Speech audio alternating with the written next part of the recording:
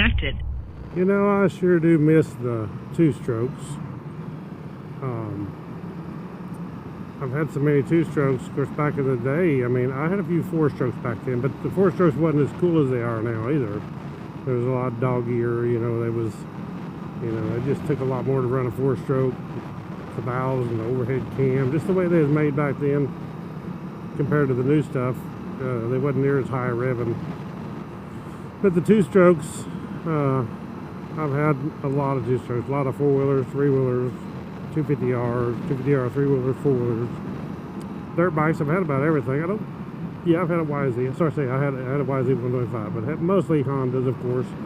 Had some Suzuki RM250s. I bought a 96 RM250 brand new.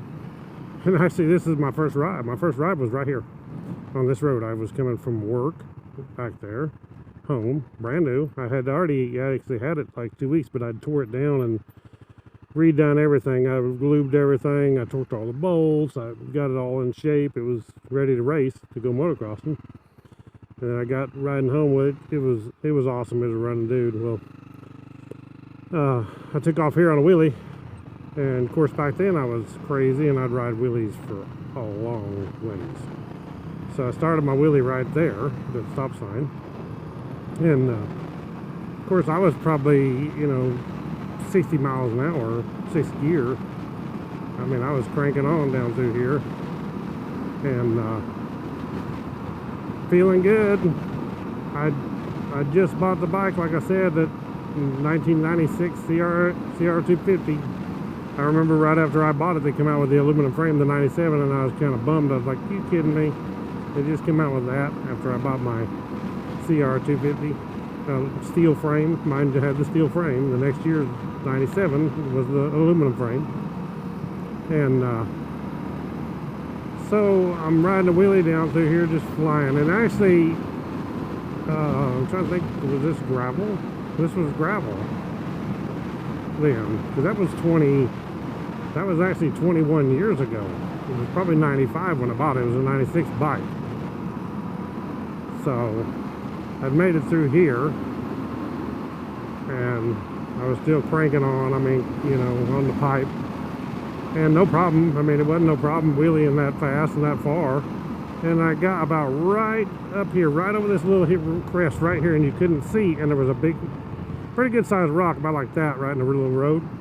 And I kind of tried to, I didn't know whether to go down or on the front end, but I kind of moved over. When I did, the back tire clipped it and it went out. The back tire went out from under me, and I laid it down on that gravel. And you talk about burning going down. That gravel eats you up, road rash. And I had a jersey on. That didn't help much.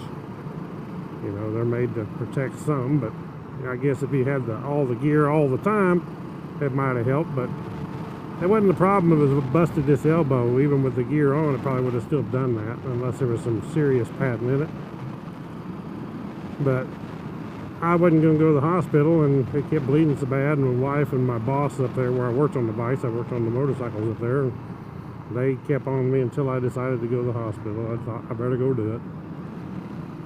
Well, the bad part about it to me is I just put the bike out a red rear fender, and I just put a white rear fender on it. I mean, I hadn't rode it yet. First ride. So I tore the rear fender off. I skinned up the swing arm, scratched up the engine cases. Oh, I was so bummed out. I was more worried about that than I was my elbow. I was like, you know how you are when you crash. You're like, how's my bike? That's one of your first things is, what shape's my bike in? That's what I care about. The heck with me, I'll heal. So, but anyway, it was good times. Even though I crashed, I got over it. I got back on the bike. I got it fixed back up. Bought me another new white rear fender. Had to put my red one back on for a while. But the two-strokes was just so fun. I mean, nothing like hitting that power band on a two-stroke. And feeling it. And especially if you take a stock bike, you put an expansion chamber on it, put like a pro circuit pipe on it or an FMF, and put the silencer on it. I mean, it's not like a four-stroke. You put a pipe on a four-stroke, and yeah, it helps some.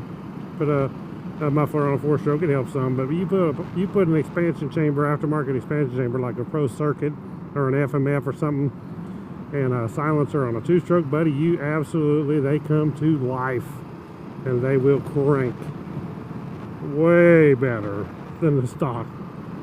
So anyway, I lived through it and bought more 2-strokes over the years. That was my last bike that I raced motocross, and finally I got out of it totally and got into the dual sport, and I've been enjoying the dual sport ever since and making videos, and that's lots of fun. It looks like it might rain on me, but I'm about to the house. So hey guys, thank you for watching. Click the thumbs up on this video, subscribe. I'll get into tell some more stories of back when I was young and dumb, and people seem to like the stories. So thank y'all for watching. Catch y'all on the next one. Right on.